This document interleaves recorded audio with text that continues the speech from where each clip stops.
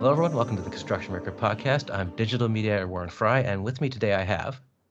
Derek Nighbor. I'm President and CEO of Forest Products Association of Canada, based in Ottawa.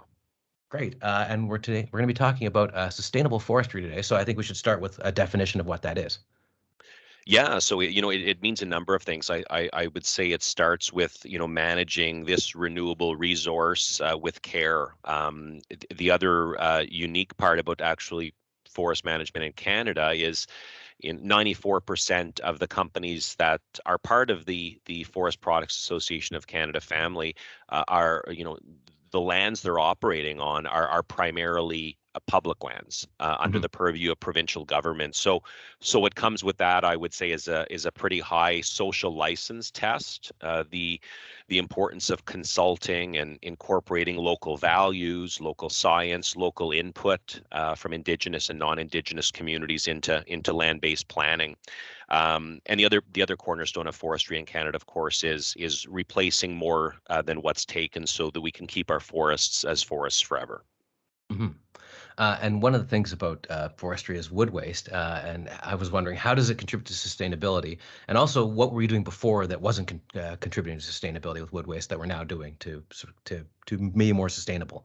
Yeah. So think about the log going into the sawmill and going through to produce lumber, and then you have a number of wood residuals coming out of that process. So you got wood chips, you got bark, you got sawdust, and so finding markets for those materials is not only important for the business to be able to sell what would otherwise be waste. It's also important to keeping communities safe from fire, because you don't want these wood chip piles piling up, and in the summer when it gets hot, becoming kindling to kick off a catastrophic forest fire. So the opportunity to find market for those residuals is absolutely critical. It's kind of like our contribution to the circular economy, and those residuals can go into everything from toilet paper and paper towel or other paper related products that you'd find in your home, or they increasingly in this new forest bioeconomy are going into things like biofuels, bioplastics, and bioadhesives. Okay, and maybe you could explain what biofuels and bioplastics and bioadhesives are and what context they're used in.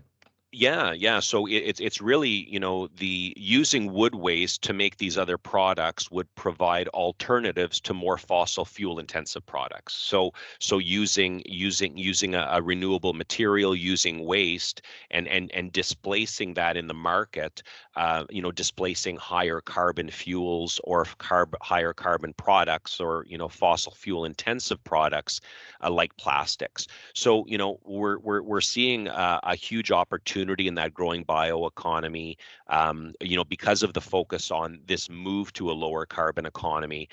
So that doesn't only mean making products that are less carbon intensive, but it also means replacing or displacing products in the marketplace that are harder on the environment.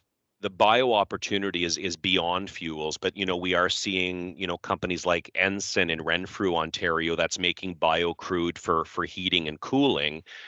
That's more for commercial purposes, but that's one made in Canada example. I think of the Arbios Biotech plant in Prince George, which is also making going to be launching in 2023 and making biofuels in British Columbia. And we're also seeing really interesting, recycling of waste energy and waste heat. We have a community across the river here from Ottawa called Zibi, which is using, using waste energy from the Kruger plant to recycle that in to heat a new residential and commercial community. So, we have a mill in Saint Félicien, Quebec at Resolute that's recycling waste energy to power a greenhouse to make cucumbers. So there's a lot of really interesting innovations happening in the sector to reuse, recycle some of that energy and to bring down greenhouse gas emissions. Now, I'm based in BC, and we had not just forest fires, but floods and just everything that could go wrong did, basically. And so, how can the forestry industry and best practices address that and become more resilient to the extent that you can against these natural disasters?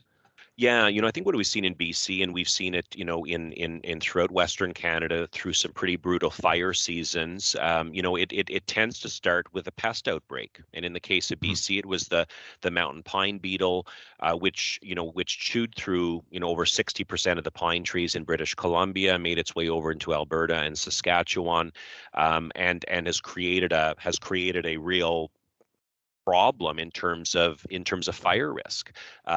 These trees that are much drier, that are dying, are more susceptible to fires. And then, as we saw this year with the floods in BC, the scorched earth that had preceded those floods. So the opportunity to manage our forests, to be that first line of defense in terms of protecting against that risk. That means thinning forests. It could mean prescribed burns, but having those boots on the ground are absolutely critical to managing our forests for resilience and to keep communities safer, and then also to create and make products that Canadians can use and rely on. And supply chain and labor issues have affected everybody during the pandemic, and so how has that affected the forestry industry, if it has? Yeah, we were like any other sector or groups of individuals and families in March of 2020. Like, what is this going to mean for us? I Mhm. think there was a real initial panic, even as simple as, our employees at risk of being very sick or dying? What's going to happen to our teams? What's going to happen to our supply chains? I think everybody was bracing for the worst, and a number of sectors, as we all know, especially hospitality, tourism, have just been ravaged by this pandemic. We had a really, really difficult first couple of months. In response to the unknown, a lot of our mills went down. A lot of our customers, the Home Depots, the Lowe's of the world, canceled their orders, Mhm. wondering if they were going to be able to open. So I would say from March 2020 through to May, we were in a bit of just a weird state in terms of orders being canceled, mills going offline. But then, as the reality of the pandemic kind of settled in, we started to see people were working, those who were able to work at home or fortunate enough to work at home Mhm. were doing so. People weren't able to go to an Ottawa Senators game or go out to a restaurant or go to the movies, so there was more disposable income. I'd be remiss if not acknowledging that that was not everyone's story. We had a lot No. of families that were hit really, really hard by this and didn't share in that reality, but many people did. And we started to see people doing more home renovation projects, thinking Mhm. about maybe moving out to the suburbs or to a more rural community. I want a bigger home. I need a bit more space. So I think some of those realities, then we went from basically a real relative collapse of the market and the demand to a massive spike. And we've seen pretty strong markets in the solid wood space ever since. And as we look to housing starts, and we look to where consumer trends are going in the housing space, it looks like those trends are going to continue. And yet there were very high price spikes for a while, and I was just wondering, how did that affect sustainability efforts? Was it helpful or harmful? Well, I'd say it didn't really matter. The Mhm. the commitments to sustainability really underpin the work that we do every day, whether markets are good or bad.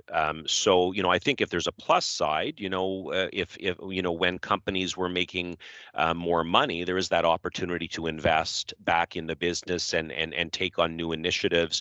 But I would say, the sustainability drivers are really the demands of consumers and the expectations that our companies have to meet their requirements and their obligations to customers and people in their communities. So I don't think the boom or bust affects that. In a Mhm. I think the need to commit to those sustainability principles continues. But I think other things like customer demand, where markets are going, that's a more important indication of the sustainability demand. And finally, if people are, and I would assume our listeners are interested in sustainability and forestry, what are some good resources to go to find out more? Yeah, there's a website, forestryforthefuture.ca, which provides a whole host of information for people looking to understand, not only the sustainability story and the opportunity in woodlands operations, but also, along the supply chain at our mills in the, renewable, environmentally friendly products that we make. I'd also invite people to check out, Canada is one of the only countries that I'm aware of in the world that publishes an annual report on the state of its forests. That's the Canada State of the Forest Report, which is released annually by the Canadian Forest Service out of Natural Resources Canada. So that's another really, really good reference for people who are looking to understand a bit more. Okay, great. Thanks for joining us, Derek. Yeah, thanks so much, Warren.